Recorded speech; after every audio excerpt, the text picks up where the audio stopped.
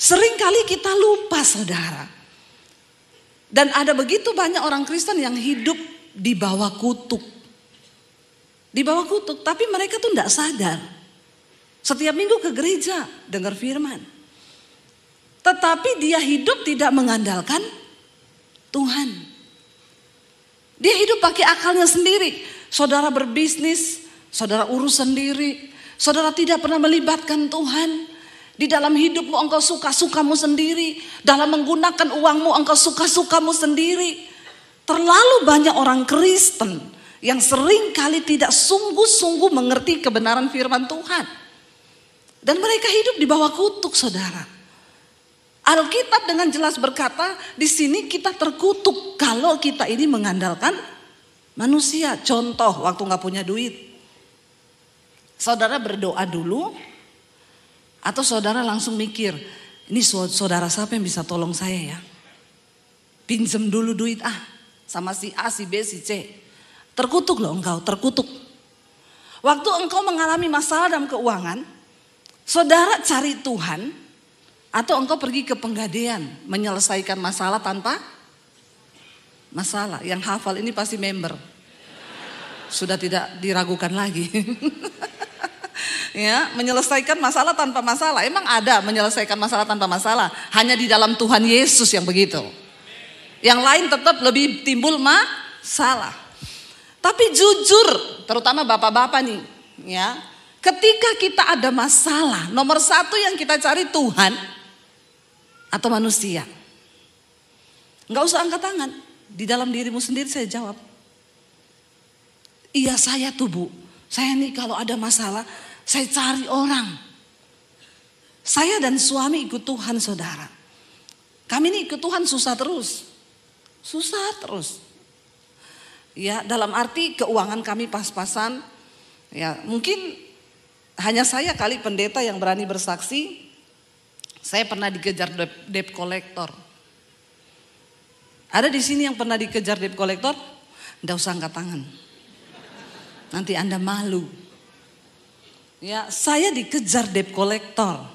Diteriakin depan pintu pagar, ditendang pintu pagar saya. Saya masih ingat itu debt collector namanya Victor, orang Ambon. Siapa tahu dia mendengar khotbah saya ini. Ya, ditendang pagarnya, diteriakin, pendeta ndak tahu malu, ndak bayar utang, brak. Dia orang Kristen. Saya tuh utang bukan saya nggak mau bayar. Kami cicil rumah waktu itu, lalu saya memang nggak bisa bayar karena saya dan suami ini, saya baru menyadari kami ini terlalu percaya sama Tuhan. Sampai waktu pandemi, kami baru sadar bahwa kami ini nggak ada gaji bulanan. Ternyata kami hidup hanya bergantung dengan iman sama Tuhan. Tapi kami punya prinsip, pendeta ndak boleh pinjam uang, pendeta ndak boleh minta-minta. Karena waktu engkau minta atau pinjam, engkau mempermalukan nama Tuhan. Kami punya prinsip hanya bergantung sama Tuhan. Waktu pandemi baru terasa, kita ini terlalu berani ya, ndak ada gaji bulanan. Lalu kita berpikir gimana nih? Ya, jadi waktu kami dulu beli rumah itu, kami nggak bisa bayar karena saya nggak ada pelayanan. Lalu kami ya tidak bisa membayar lagi. Saya gesek kredit card, saya ambil cash. Ya, lalu saya bayar. Saya pikir kredit card gampang lah, rumah ini kalau disita, saya nggak bisa mau tinggal di mana. Akhirnya ternyata kredit card itu bunga berbunga tergulung. Ya, jangan coba-coba pakai kredit card kalau saudara itu nggak bisa bayar. Kredit card itu hanya alat bantu supaya saudara nggak usah bawa cash. Jadi saudara pakai hari ini 5 juta, bulan depan bayar 5 juta, amin. Itu yang benar, amin. Saya mau ajar supaya nggak banyak orang Kristen ini terlilit hutang. Itu konseling saya nih, nomor saya ini yang masuk 22.000 sudah nih konseling. Paling banyak utang semua orang Kristen. Karena apa? Gayanya lebih besar ya daripada gajinya. Padahal hukum fisika berkata tekanan itu berbanding lurus dengan gaya. Semakin banyak gaya kau, makin berat. Bilang kanan kirimu, nggak usah banyak gaya. Kalau nggak punya uang jangan utang. Ya, Cukupkan dirimu dengan apa yang ada. Akhirnya saya kelilit sudah nggak bisa bayar. Bukan karena kami tidak niat loh. Lalu ketika saya ditendang pagarnya, dimaki-maki. Hampir tetangga saya bilang, siapa itu Bu? Saya pukul dia kalau dia datang lagi ke sini ya. Saya bilang jangan. Nggak usah, memang saya salah. Saya masuk ke kamar, saya berdoa, Tuhan aku nih hamba-Mu loh Tuhan. Kenapa Engkau permalukan saya begini Tuhan? Di mana Tuhanku yang hidup itu? Apa maksud-Mu? Tuhan tuh cuma jawab gini, kalau aku izinkan ini masalah buat lo. Emang harga dirimu berapa? Kau malu harga dirimu berapa? Engkau belum seperti Yesus yang diludahi mukamu. Saya cuma nangis mencucurkan air mata, terserah Engkau Tuhan. Tapi kami tidak pernah pinjam uang. Saya nggak pernah datangi orang atau datangi orang kaya yang saya kenal. Lalu saya bilang, Bapak Ibu tatap mata saya. Tuhan bicara, Bapak Ibu harus menolong saya. Saya butuh uang sekian. Karena sekarang banyak hamba-hamba Tuhan jadi-jadian. Dia kirim WA ke orang kaya saudara. Ya, katanya Tuhan bicara. Kau harus kasih saya duit. Balas aja kalau ada kayak gitu. Pret. Ya, balas gitu saudara. Saya dulu pernah ada yang begitu, Bu, saya lagi butuh uang 6 juta. Tadi malam jelas Tuhan berkata, minta ke Bu Debbie. Minta ke Ibu Debbie. Terus saya bilang, oh makanya tadi malam saya juga dengar suara Tuhan. Apa Bu? Tuhan bilang, jangan dikasih. Kau mau tipu-tipu kah? Ya, enak aja bawa nama Tuhan, suara Tuhan. Ya, padahal mau tipu-tipu. Uang dengan Tuhan tuh beda tipis saudara. Makanya Yesus berkata, engkau gak bisa mengabdi pada dua Tuhan, pada Allah dan pada Mamon. Satu-satunya yang bisa menggantikan posisi Tuhan di hati manusia itu uang. Kalau enggak kau tidak cari Tuhan di dunia ini, maka kau pasti cari uang. Iya Pak, iya. Bapak-bapak, ya, kalau engkau tidak sungguh-sungguh cari Tuhan, maka yang kau cari di dunia ini apa? Uang kan? Kenapa kita jangan ngoyo, ya? Tapi berserah pada Tuhan, andalkan Tuhan, jangan andalkan kekuatanmu. Engkau mungkin berkata, saya ini kuat untuk cari uang, saya masih bisa kuat sampai berapa waktu ke depan, karena saya sudah cek gula darah normal, jantung normal, semua normal. Jangan sombong kalau engkau merasa engkau sehat. Banyak orang mati mendadak. Saya ngomong benar saudara. Lagi duduk. Tidak bernapas lagi. Mati. Sehat. Nggak ada sakit. Nggak ada apa-apa. Baru check up. Banyak orang itu bahagia kalau sudah check up. Ya, udah selesai check up gitu seneng. Kenapa? Sukacita. Gula darah bagus, jantung bagus. Karena dia pikir umurnya itu tergantung dari hasil check up. Saya mau membuka pikiran saudara yang hari-hari ini sudah mulai mengandalkan manusia, nggak mengandalkan Tuhan. Ada orang itu olahraga saudara. Dia pikir kalau dia udah olahraga, ya dia pokoknya sehat banget. Dia pikir Anda olahraga tidak akan menambah umur. Sebab hidup matimu itu di tangan. Ngerti nggak sekarang? Sehat iya. Kita olahraga supaya sehat. Tapi soal umur, maaf saudara, jangan kau pikir setelah engkau nge-gym, engkau olahraga, engkau minum jus, belimbing, campur sirsak, campur ini sehat. Kolesterolnya, oh kamu minum ini loh, minum itu, minum ini. Maaf saudara, umurmu itu di tangan Tuhan loh.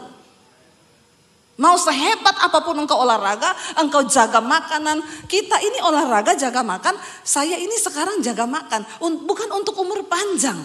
Supaya saya nggak berat, bawa badan ini berat. Amin. Ya, perut gede itu nggak enak. Saya tuh kadang heran sama bapak-bapak yang perutnya gede banget. Saya hamil dulu 9 bulan, saya bawa 9 bulan berat loh. Masa bapak-bapak itu bawa perut seumur hidup nggak berat ya? Saya kadang tanya sama suami saya, tuh bapak lihat perutnya saya kayak orang hamil 12 bulan.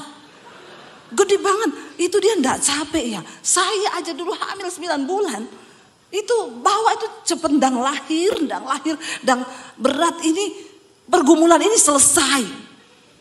Jadi bapak-bapak kalau perutmu itu besar, ya hidupmu sudah berat. Jangan lagi kau tambahi dengan perut yang berat, semakin berat bebanmu. Kita ini olahraga, jaga makan bukan untuk umur panjang. Engkau kontrol ke dokter bukan untuk umur panjang. Jangan engkau menghilangkan ini loh saudara. Kadang-kadang kita tuh senang kalau saya punya teman di Jakarta cerita. Bu, saya dulu punya WL di gereja. WL-nya tuh bagus bu. Dia pokoknya sungguh-sungguh anak Tuhan. Satu kali hari Minggu dia datang senang banget. Bapak ini tanya, kamu kok seneng banget hari ini? Iya pak, kemarin baru keluar hasil general check up saya. Jadi gimana? Jantung bagus, gula darah bagus, tekanan ini bagus, semua bagus. Bapaknya bilang, oh makanya kamu seneng. Iya pak, saya seneng. Dia WL hari Minggu itu. Setelah selesai WL dia bilang, saudara kalau ada yang mau bersaksi silakan saudara, saya beri waktu beberapa saat.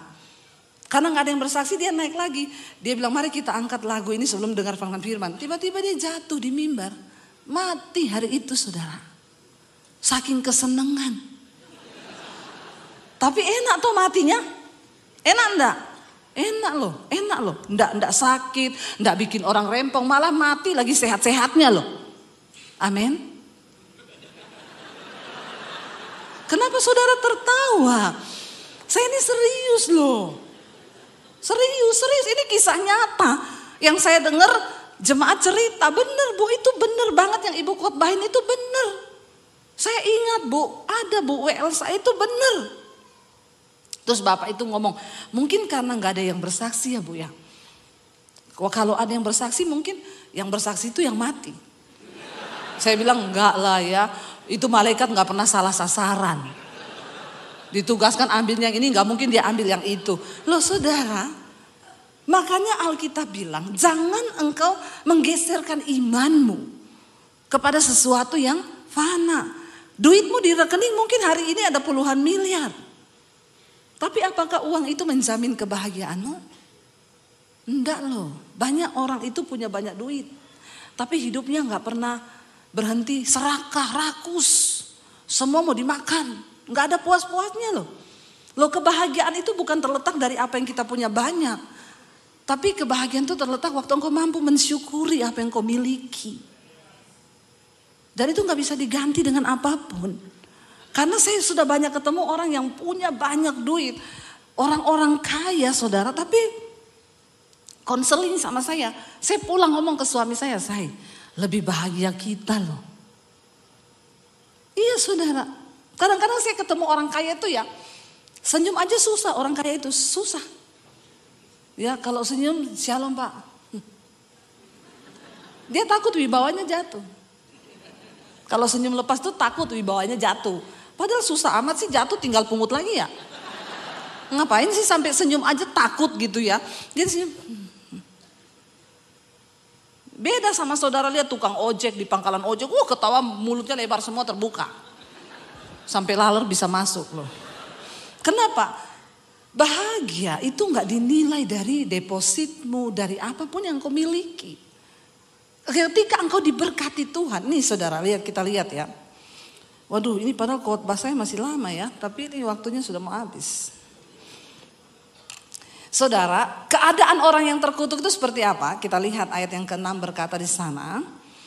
Ia akan seperti semak bulus di padang belantara.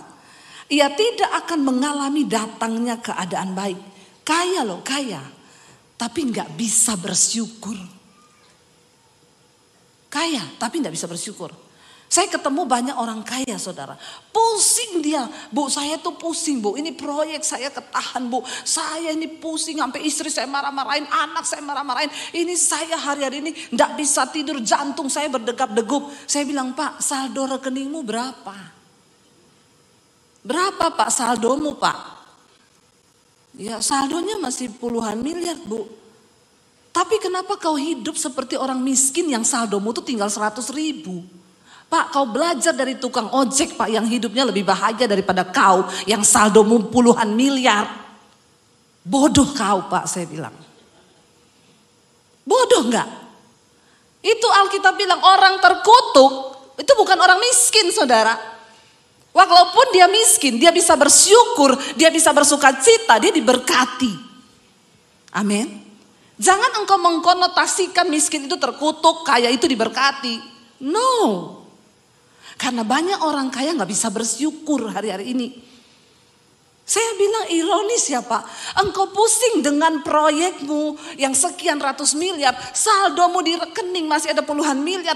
Dan engkau setiap malam tidak bisa tidur. Engkau jantungmu deg-degan, barahan sama istri, berantem sama anak. Gara-gara proyek. Pak, saya cuma bilang. Kalau malam ini jantungmu di stop sama Tuhan. Mati kau Pak.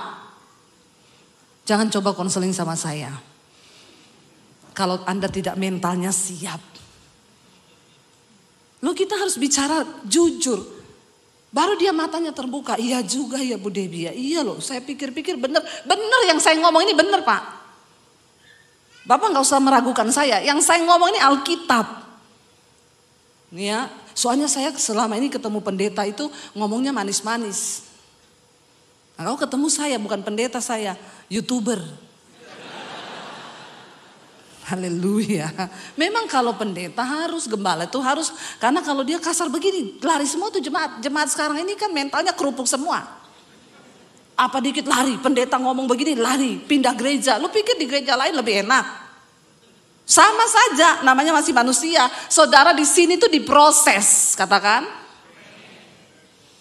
Ya, jadi nggak usah pindah-pindah kalau memang masih diproses Tuhan. Kau pindah ke sana, kau ketemu proses yang sama. Kesombonganmu ini loh yang lagi diuji, dibentuk Tuhan.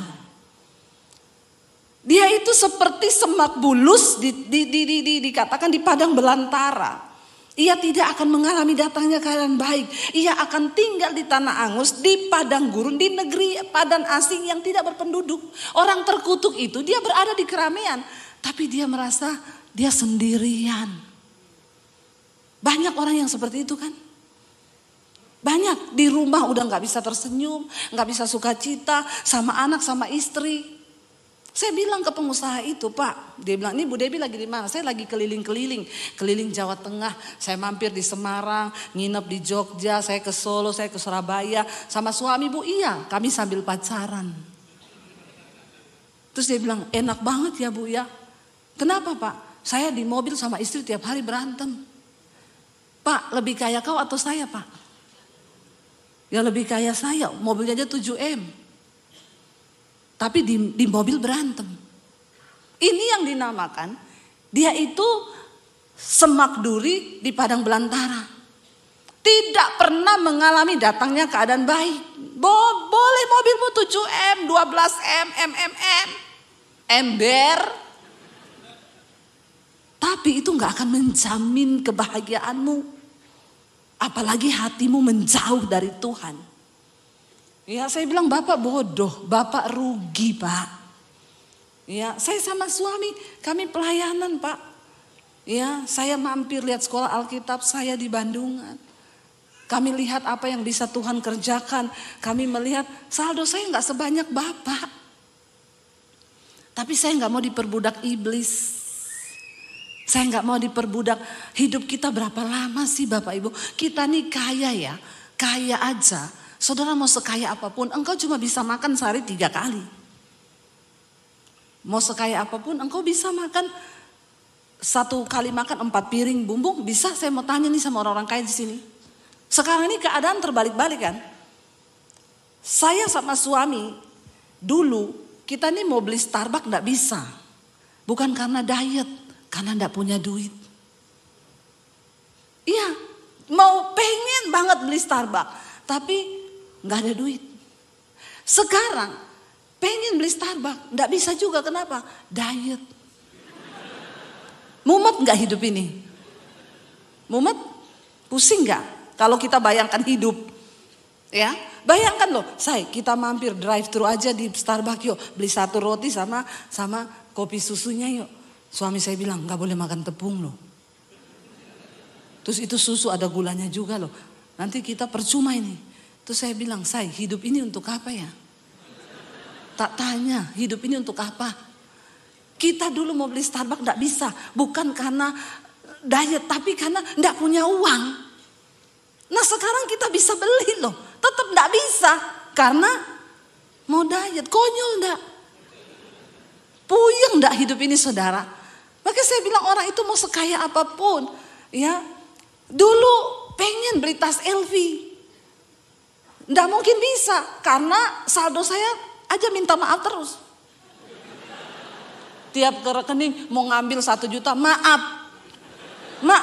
banget, saldo Anda tidak cukup. Tertawa kau lihat pendeta susah.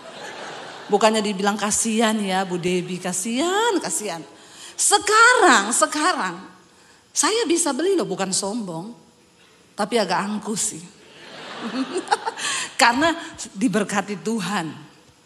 Bisa. Saya cerita kemarin. Saya bisa. Saya di WA orang, Bu, Ibu pergi ke Senayan City, di situ ada toko LV, Ibu masuk ke sana, ketemu Mbak ini, Ibu minta sepatu di situ nomor 40, saya sudah titip, bilang aja dari Ibu ini, itu untuk Ibu. Saya pergilah ke sana saudara.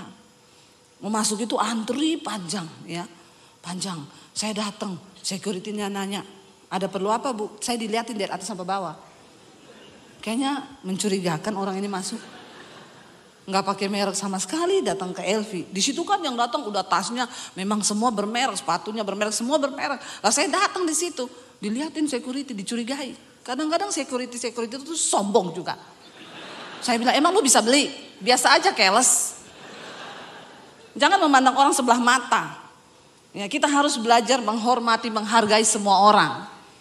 Jangan lihat dari merek yang dia pakai. Saya bilang, saya sudah pesan ketemu Mbak ini, sepatu nomor, oh silakan masuk Bu. Yang antri kayak ular, saya disuruh masuk, semua melihat, ih pasti VIP itu. Pret. Saudara sampai di dalam, hati saya lihat ada tas bagus itu. Jiwa hedon saya berteriak. Pendeta juga manusia, punya rasa, punya hati. Jangan kau samakan dengan pisau belati. Hati saya bilang ambil aja. Saya tanya, Mas berapa tasnya itu? 65 juta Bu. Jiwa hedon saya bilang bisa, gesek. Pakai debit bukan kredit. Maaf. Saya diteleponi, Bu saya mau kasih Ibu kredit card, mau gak Bu? Ini ada gini. Tidak mau Mbak. Kenapa Bu? Udah mau kiamat. Saya gak mau utang. Ntar saya mau keangkat malaikat, masih ada utang kredit card, turun dulu kau lunasi dulu. Ribet nanti. Bereskan utangmu ya. Supaya kalau rapture, kau jangan disuruh turun dulu sama malaikat, bayar utang. Makanya jangan utang, bilang. Lalu saudara, jiwa hedon saya berteriak, iya bisa. Saya udah mau beli nih. Tiba-tiba Roh Kudus ngomong, 65 juta itu jadi satu pastori loh buat gereja di desa. Jengkel gak saya? Jengkel. Tapi saya mengerti. Alkitab bilang, Rasul Paulus bilang, aku ini tawanan roh. Lebih jengkel mana saudara? Dulu memang saya gak bisa beli. Saya pengen gak bisa beli. Sekarang saya bisa beli, bisa. Tapi tetap gak boleh. Jadi jengkel gak? Daging saya jengkel. Tapi roh saya bersuka cita. Ya, saya gak berani beli-beli kayak gitu. Kalau saya pakai itu karena mereknya Casio, dikasih orang. Casio. Benar saudara. Tapi apakah itu membuat kita bahagia? Enggak. Saya mau pakai yang merek, ya saya tetap damai sejahtera. Saya gak pakai yang bermerek juga, saya tetap damai sejahtera. Karena bukan tergantung penilaian orang atas hidup saya. Saya bahagia karena saya sudah bahagia, saya punya Tuhan dalam diri saya. Amin. Tapi ada orang-orang sakit jiwa, kalau dia gak pakai bermerek, dia gak bahagia, gak pede. Jalan itu kayaknya malu banget dilihat orang kok gak bermerek gitu ya. Bertobat loh saudara. Dikatakan di situ orang-orang yang terkutuk itu, dia itu dikatakan seperti semak bulus. Udah semak bulus gak ada arti. Artinya apa? Orang terkutuk itu hidupnya gak ada artinya loh. Semak bulus, semak itu gak ada arti apa-apa. Di padang belantara yang dia itu dikatakan tinggal di tanah angus. di padang gurun, di negeri padang asin yang tidak berpenduduk. Dia berada dalam keramaian tapi dia merasa sendiri, hidupnya tuh hampa, kosong. Dia gak ngerti apa arti hidup. Kalau saudara itu hari ini bertobat, saudara, kembali pada Tuhan. Tetapi sebaliknya dikatakan, diberkatilah orang yang mengandalkan Tuhan, yang apa? Menaruh harapannya kepada Tuhan. Taruh harapanmu pada Tuhan, jangan pada harta. Jangan pada pengakuan orang. Karena kalau engkau taruh pengharapanmu pada pengakuan orang, kau akan kecewa. Orang itu kalau kau baik dia manis. Ya, orang bisa berubah siapapun. Mau itu orang tua, anak, istri, suami, semua bisa berubah. Tapi taruh pengharapanmu kepada Tuhan. Saya kemarin ngomong ke ibu-ibu yang datang di ulang tahun wanita.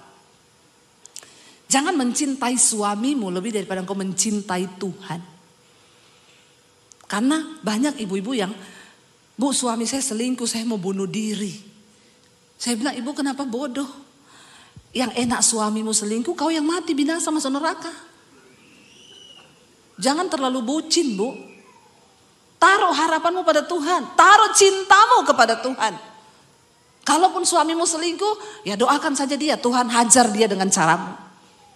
Selesai toh. Ibu-ibu saya ajar ya, kalau suami mau selingkuh doa, Tuhan hajar dia dengan caramu. Amin ibu-ibu. Nanti ada suami yang telepon saya, itu Ibu Debbie pendeta macam apa? Macam gini saya. Kenapa Pak? Kenapa kau suruh istri saya berdoa hajar suamiku Tuhan? Bapak tuh jangan terlalu GR ya. Alkitab berkata Tuhan menghajar orang yang dikasihinya dan yang dianggap anak. Pak, kalau kau masih dikasihi Tuhan, masih dianggap anak, kau dihajar Pak. Tapi kalau Tuhan udah gak anggap kau mati lagi selingkuh Pak, serangan jantung. Seringkali kita ini gak ngerti. Taruh harapanmu kepada Tuhan supaya engkau gak kecewa. Siapapun ketika mengecewakan engkau bilang, yes, aku hanya menaruh harapanku pada Tuhan. Karena itu aku tidak terganggu. Damai sejahteraku, sukacitaku hanya ada pada Tuhan. Amin. Usaha bisa naik turun. Tapi ketika engkau menaruh harapanmu pada Tuhan, engkau mengandalkan Tuhan. Lalu dikatakan di sana, orang yang diberkati Tuhan itu, ya mereka itu akan seperti pohon ditanam di tepi air yang merambatkan akar-akarnya ke tepi batang air yang tidak mengalami datangnya panas terik. Walaupun panas, pohon hidup di tepi air, mau panas, mau terik, mau apapun, dia tetap tumbuh hijau karena akarnya itu di tepi batang air. Tuhan adalah sumber berkat kita. Mau pandemi, mau apapun, ketika engkau menaruh harapanmu pada Tuhan, engkau ditanam di baitnya Tuhan. Dan engkau akan melihat saudara. Dikatakan di sana, ya, dan dia itu seperti pohon yang ditanam tepi aliran air, yang tidak mengalami datangnya panas terik, yang daunnya tetap hijau, yang tidak khawatir dalam tahun kering, dan yang tidak berhenti menghasilkan buah. Tanda orang diberkati Tuhan, tidak khawatir. Dan hidupnya berdampak bagi banyak orang. Dia tetap menghasilkan buah. Saudara, saya mau tutup dengan satu kesaksian. Sebenarnya masih ada ayat yang harus kita baca, tapi waktunya tinggal 4 menit. Ya maaf ya Pak, saya nambah waktu sedikit ya. Saudara setuju? Kita ikuti suara rakyat ya Pak. Saudara, ketika saya dapat visi bangun sekolah misi di Bandungan, saya tuh banyak yang berkata, Bu, buka gereja Bu. Ibu kan sekarang sudah jadi pendeta. Banyak orang, ya saya tuh mau pindah ke gereja Ibu kalau Ibu buka gereja. Saya bilang enggak usah, gereja sudah banyak. Kau pindah sama saya nanti saya musuhan sama gembalamu. Urusan kita orang Kristen ini cuma musuhan terputar-putar di kandang. Karena kau tidak pernah melihat keluar. Saya bilang saya gak buka gereja. Banyak yang kasih masukan, buka aja Bu, buka aja. Saya berdoa, saya tidak mau melakukan apa yang bukan menjadi kehendak Tuhan. Percuma kita melakukan yang bukan kehendak Tuhan, malah dosa kita. Kelihatannya rohani tapi dosa. Lalu saya berdoa, saudara, Tuhan engkau mau bawa kemana pelayanan saya ini? Lalu Tuhan tuh ngomong sama saya ya, karena banyak orang sudah gak percaya Tuhan ngomong. Tapi bagi orang yang percaya, Tuhan tuh masih bicara sampai hari ini. Kalau kau gak bisa dengar suara Tuhan, berarti kau tuli. Siapa suruh kau jadi hamba Tuhan gak dengar suara Tuhan, berarti tuli kau. Saya sudah bayangkan ada pendeta-pendeta yang ngomong jangan percaya. Ya, yang penting suara Tuhan itu memang harus diuji, bukan sembarangan kayak tadi minta uang pakai suara Tuhan. Saudara, saya tanya sama Tuhan, Tuhan, apa petunjukmu untuk pelayanan kami nih? Saya mau buka gereja atau apa? Tuhan tuh cuma kasih saya ayat begini. Tuayan itu banyak, tuayan menguning. Tapi penuainya sedikit. Sekarang semua orang fokus kepada tuayan. Tapi kita lupa mempersiapkan para penuai. Lalu saya tanya, terus apa Tuhan bagian saya? Ya kamu siapin penuainya. Terus apa yang lalu saya dapat Tuhan bilang bikin sekolah Alkitab tapi yang cepat aja. Yang hanya 6 bulan karena kita sedang berpacu dengan waktu. Saya keliling ke beberapa daerah saudara, desa-desa. Banyak yang sudah mulai dihijaukan. Karena memang kurangnya hamba-hamba Tuhan. Lalu saya berdoa Tuhan suruh saya bikin sekolah misi. Bangun sekolah Alkitab, kapasitas untuk 100 orang. Dan Tuhan tuh bilang, kalau mereka bisa bayar, kalau tidak subsidi kamu yang tanggung. Saya bilang Tuhan itu kalau orang kaya bisa Tuhan. Saya ini saldo saya enggak ada puluhan miliar. Terus saya ini juga bukan orang sekolah pintar yang STH, MTH. Saya juga hanya lulusan sekolah misi dulu 6 bulan. Tapi Tuhan bilang, aku enggak cari orang kaya, aku enggak cari orang pintar. Aku cuma cari orang yang benar-benar percaya kepadaku, beriman, maka semua proyek itu akan terjadi melewati orang-orang yang beriman. Bukan orang kaya, bukan orang pintar. Lalu saya bilang, oke Tuhan saya mau. Apa yang harus saya lakukan? Saya dan suami keliling cari tanah di daerah Jawa Tengah. Terutama di daerah dingin kami cari supaya nanti gak usah pakai AC. Yang di bawah-bawah gunung itu hamba Tuhan cocok di bawah gunung. Jangan ditaruh dekat mall, nanti jadi hedon. Sekolah Alkitab tuh di bawah gunung aja biar semakin dekat dengan Tuhan. Menyangkal diri memikul salib. Ya, kalau di kota nanti malam minggu dia ke Tunjungan Plaza lagi. Lalu saudara akhirnya kita cari-cari, kami melangkah. Kita taruh berkat yang kami punya, kita sediakan ini uang di tabungan khusus untuk kami nanti bangun sekolah. Walaupun saya tahu itu tidak cukup. Akhirnya kami ketemu jemaat Mesbah Doa, Bu, saya dengar ibu mau buka sekolah misi, saya kasih tanah saya di daerah Bandungan 4.500. Kami pergi lihat, iya daerahnya cocok gini-gini. Ya udah, tanahnya disumbang saudara. Kami tanda tangan surat notaris untuk tanah itu diserahkan ke sekolah. Lalu akhirnya Tuhan kirim pemborongnya yang gambar, semua jemaat Mesbah Doa, nggak mau dibayar semuanya. Lalu Tuhan itu mulai kirim saudara.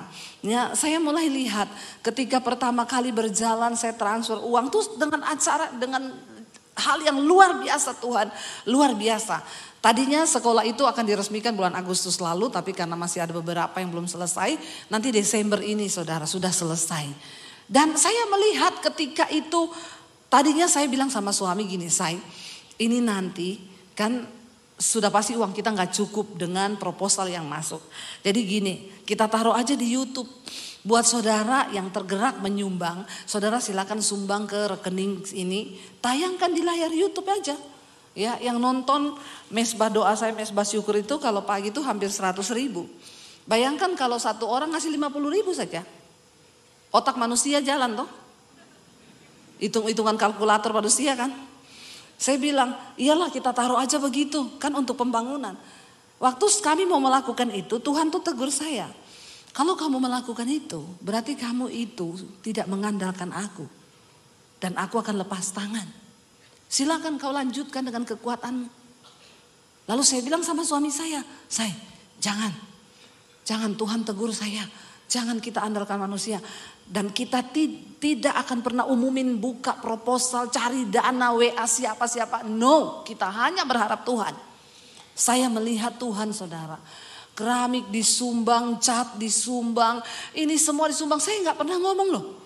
Tiba-tiba semua sudah selesai, saya bilang sama suami, "Say, itu furniture kita belum siapin. Pabrik kasur telepon, Bu, kasur dari saya. Panasonic distributor, Bu, nanti saya sumbang semua yang berbau Panasonic, mulai dari AC, lampu, semua. Ya, ini semua. Lah, waktu kita mikir furniture, saya mau ke Malang pelayanan di Surabaya. Tiba-tiba ada yang telepon, "Bu, Ibu kapan kira-kira ke Malang? Saya dan suami tergerak, Bu, kami ini punya pabrik furniture. Ibu bisa lihat ke pabrik kami apa yang dibutuhkan untuk sekolah Alkitab." Saudara, saya tuh waktu melihat itu saya hanya bisa bilang, "Tuhan, Engkau benar-benar ajaib." Saudara, ada satu kisah di Alkitab ketika Daud, dia sudah menang dalam segala pertempuran. Dia kalahkan orang Filistin, orang Amalek, semua peperangan dia kalahkan karena dia mengandalkan Tuhan. Satu kali ketika dia sudah kokoh kerajaannya, dia mulai beralih gak percaya Tuhan.